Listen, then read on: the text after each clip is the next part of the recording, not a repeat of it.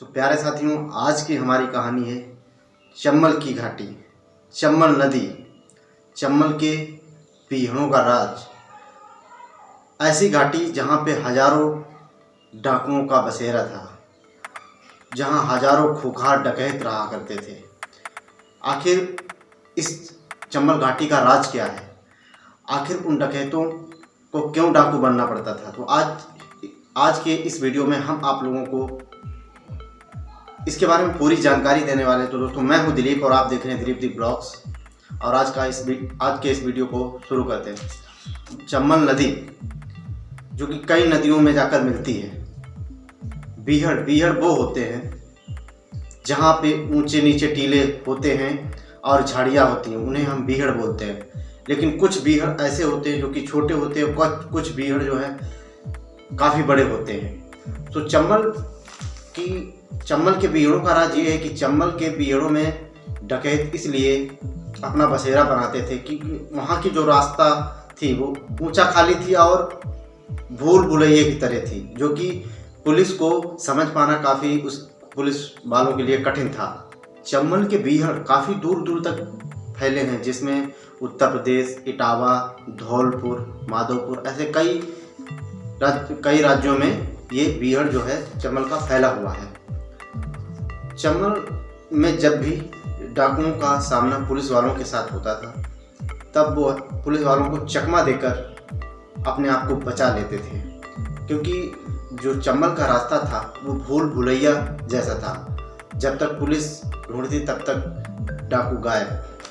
तो समय में बीहड़ का नज़ारा बहुत ही डरावना होता है, और इस डरावने बीहड़ में कई सारे डाकू हुए, जिसमें डाकू मान सिंह, डाकू मलखान सिंह, डाकू पान सिंह तोमर, डाकू मोहर सिंह, ऐसे कई सारे डाकू हुए।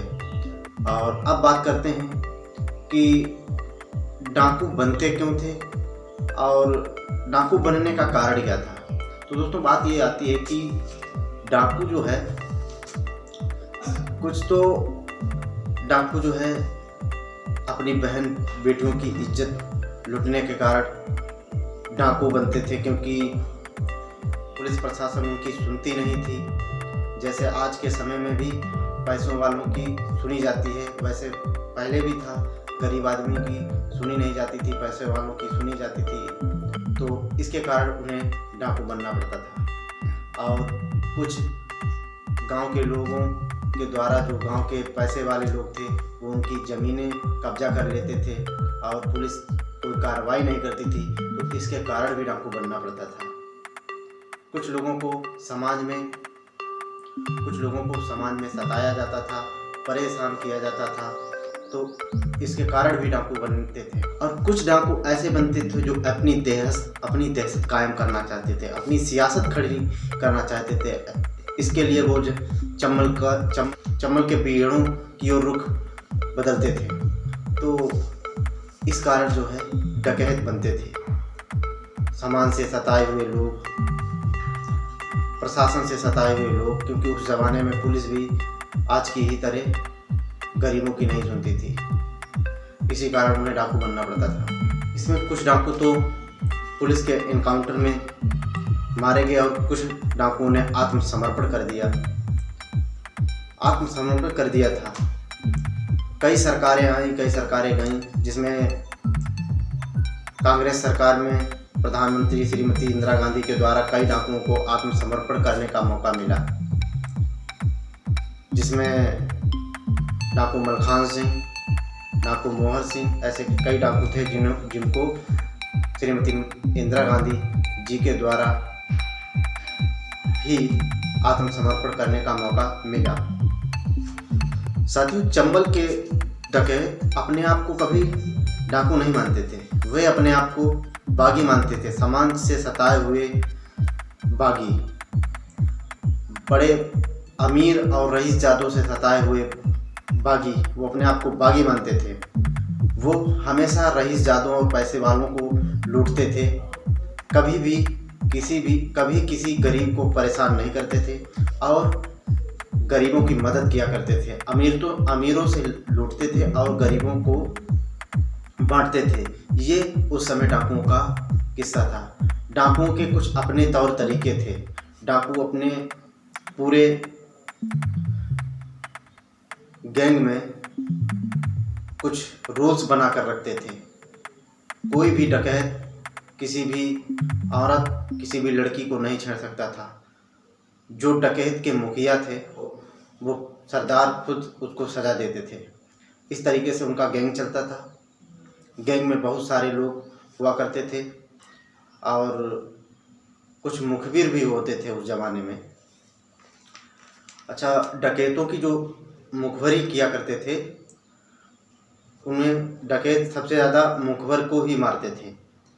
डकैत इस तरीके से फैला देते थे बातें कि अगर कोई भी हमारी मुखबरी करेगा तो हम उसके परिवार सहित उसे मार देंगे।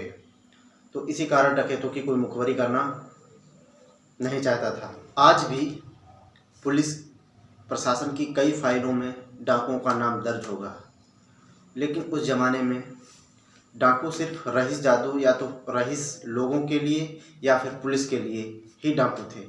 गरीब जनता के लिए डाकू नहीं थे। गरीब जनता तो कुछ डाकुओं को अपना भगवान मानती थी, क्योंकि डाकू हमेशा गरीबों की मदद करते थे।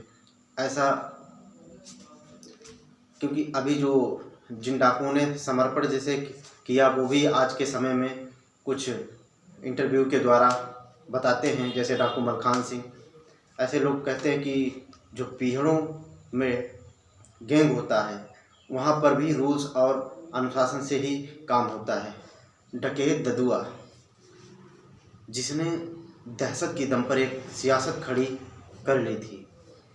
ददुआ को ही देखकर कुछ ऐसे डकैत थे जो अपनी सियासत खड़ी करना चाहते थे, लेकिन ऐसा कभी नहीं हुआ। डकैत ददुआ ही एक ऐसा शख्स था जिसने दहशत की दम पर अपनी एक सियासत खड़ी की थी। जो भी डकैत इस चंबल में आता था डकैत बनने के लिए, गैंग में शामिल होने के लिए, वो सिर्फ चंबल में सुकून से रहने के लिए नहीं आता था। वो आता था अपने दुश्मनों से बदला लेने के लिए। जिस समाज के लोगों ने उसे सताया है उससे बदला लेने के लिए वो एक डकैत का रूप धारण करता था। तो ये थी चंबल की कुछ कहानी, चंबल के पीहड़ों की कहानी। चंबल नदी तो डकैतों की सबसे जीने के लिए एक अच्छा जरिया था, जिससे पानी के लिए उन्हें कहीं जाना नहीं पड़ता था। चंबल नदी आज के समय में काफ़ी पवित्र और शुद्ध नदी है, जिसमें ज़्यादा गंदगी नहीं है। तो दोस्तों, आज के इस वीडियो में हमने आप लोगों को चंबल के इतिहास के बारे में, कुछ डकैतों के बारे में बताया। और ये जो है अब जो है हम हर एक डाकू की पूरी लाइफ के बारे में आने वाले वीडियो के माध्यम से हम आप लोगों को बताते रहेंगे। एक एक डाकू की कहानी हम आपको बताएंगे। तो एक सीरीज बाई हम चलाने वाले हैं चंबल के पूरे इतिहास के बारे में। कितने डाकू हुए, किस तरीके से कौन कौन डाकू ने आत्मसमर्पण किया, किन डाकुओं का एनकाउंटर हुआ, तो ये हम आप लोगों को सीरीज बाई बताने वाले हैं। तो दोस्तों, आज के वीडियो में इतना ही। अब मिलते हैं किसी अच्छे वीडियो में। और चैनल को सब्सक्राइब नहीं किया तो सब्सक्राइब कर लेना, दोस्तों के साथ शेयर करना और कमेंट जरूर करना। मिलते हैं आप लोगों को नेक्स्ट वीडियो में। तब तक के लिए जय हिंद, जय भारत, वंदे मातरम।